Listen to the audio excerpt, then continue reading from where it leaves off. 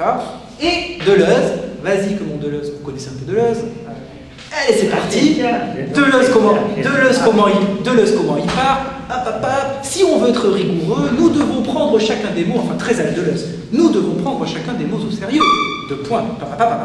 Là, il nous fait un raisonnement incroyable sur ce passage, qui ne comprend pas que cette phrase. Il y a 4-5 phrases, 3-4 phrases peut-être dedans. Je ne lisais pas exactement, c'est dommage, c'est sur ma thèse, mais bon, vous pourrez le retrouver. Voilà. Et il fait tout un développement sur la volonté de puissance. En l'occurrence, il fait un développement sur la volonté de puissance en essayant d'analyser la volonté de puissance justement en rapport avec la gomme et la différence. C'est là où il parle du différentiel. D'accord? Voilà. Bon.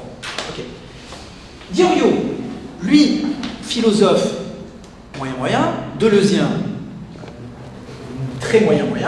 Ce qu'il fait, c'est qu'il dit, bon, je ne vais pas m'embêter, enfin, il l'a lu, mais d'emblée, il part avec un a priori, c'est qu'il dit, bon, il part de ce fragment-là. Ce fragment-là, il l'a récupéré dans le Bianchi, dans la volonté de puissance. Or, il s'avère que le véritable texte ne dit pas Welt, mais ville.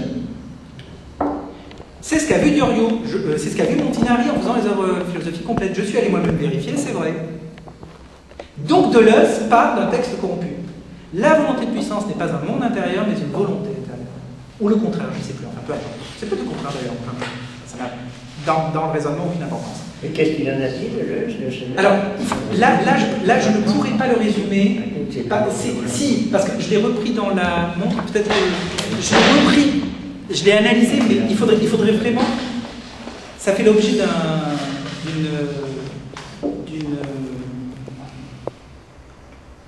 ça fait l'objet d'un petit article que j'ai écrit dans un bouquin de Balk, justement. Mais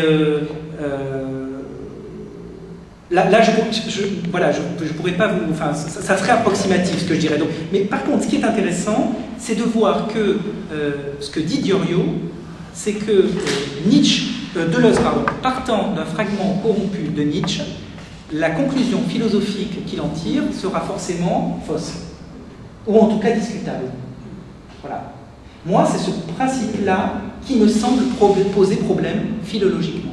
Parce que je crois, pour avoir justement, c'est ce que je sais de démontrer dans ce passage de la thèse, moi je trouve la démonstration de Deleuze tout à fait intéressante, en tout cas moi tout à fait utile pour moi.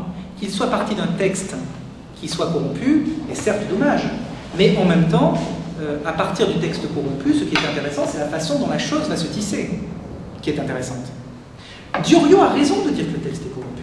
Diorio a évidemment raison de dire qu'il vaut mieux publier avec le texte original. Il ne s'agit pas de dire « allez, je vais publier n'importe comment ».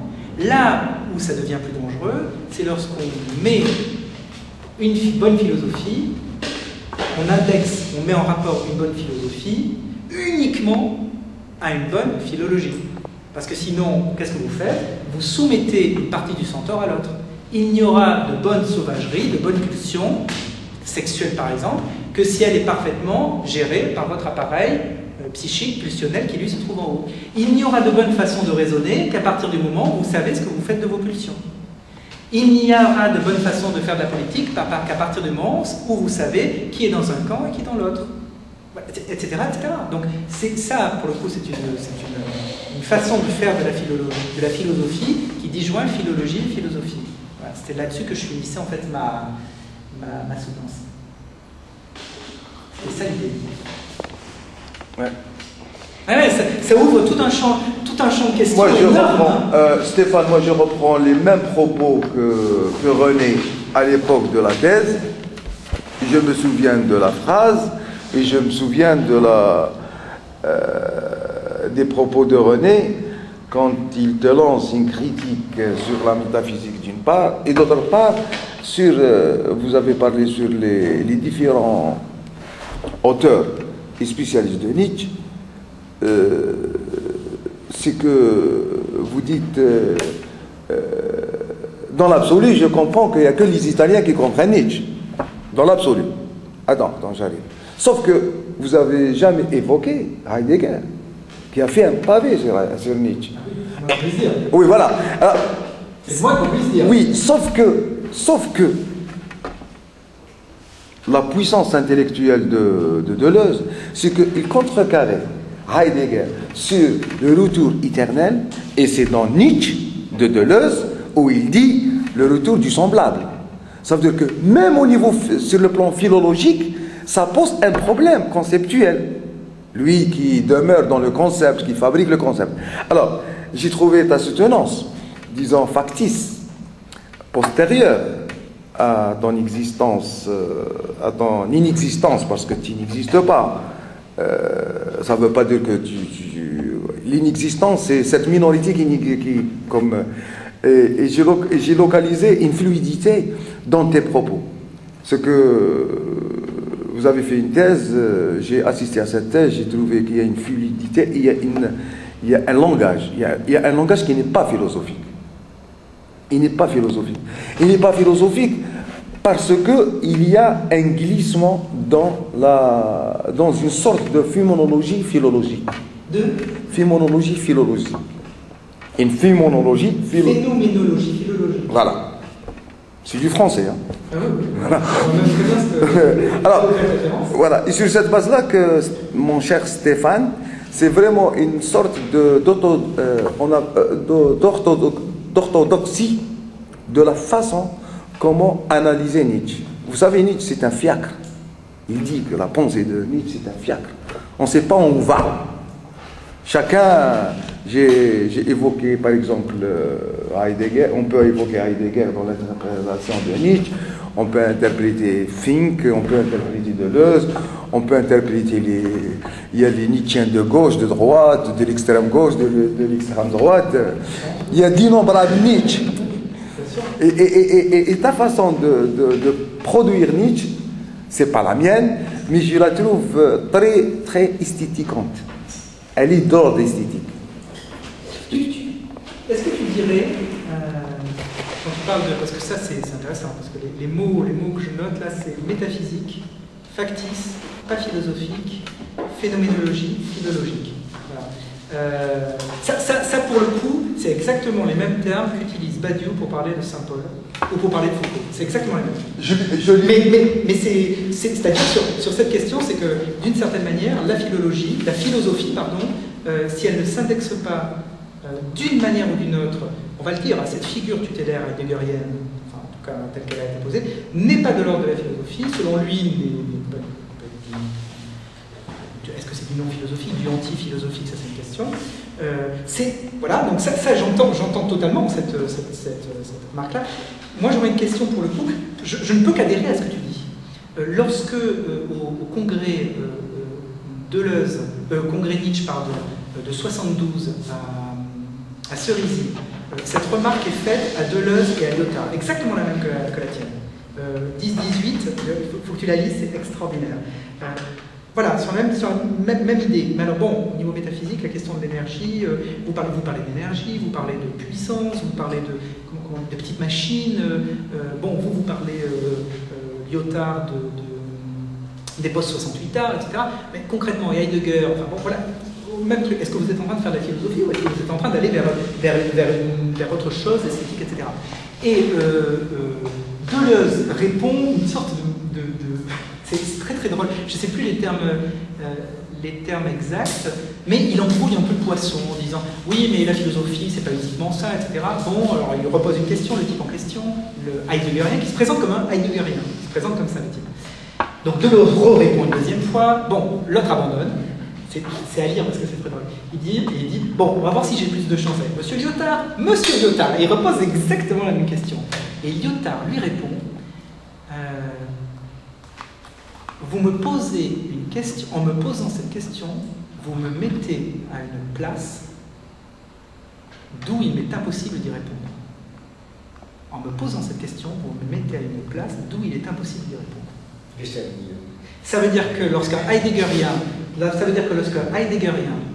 demande à quelqu'un, je ne dis pas que tu es Heideggerien, mais c'est dans cette idée-là, bien sûr, hein, mais lorsque quelqu'un, on va dire un métaphysicien, dit à un philosophe qui ne s'indexerait pas, que ce soit vrai ou pas, à quelque chose de l'ordre de la métaphysique, c'est-à-dire que ça soit vrai ou pas, c'est-à-dire que ça soit son insu ou pas, il le met et qui lui dit « mais vous n'êtes pas philosophe parce que vous ne vous indexez pas à la métaphysique », ce que dit Lyotard à juste titre, c'est qu'en me posant la question de savoir si je peux m'indexer à la métaphysique, vous me mettez à une place de laquelle je ne peux pas répondre.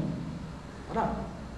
C'est ça que ça veut dire. Concrètement, moi j'ai une image en tête très précise, c'est Giordano Bruno, il n'y a pas 36 000 façons, on ne peut pas répondre. C'est-à-dire concrètement, je ne peux répondre ni oui ni non. Est-ce que c'est de la phénoménologie philosophique? Je ne sais pas. Est-ce que c'est de l'esthétique? Je ne sais pas. Nietzsche, les mêmes personnes, à l'époque, lui disent pas ça, lui disent, est-ce que c'est de la poésie, ce que vous faites? C'est pas de la philosophie, c'est de la poésie. Voilà. Je ne sais pas.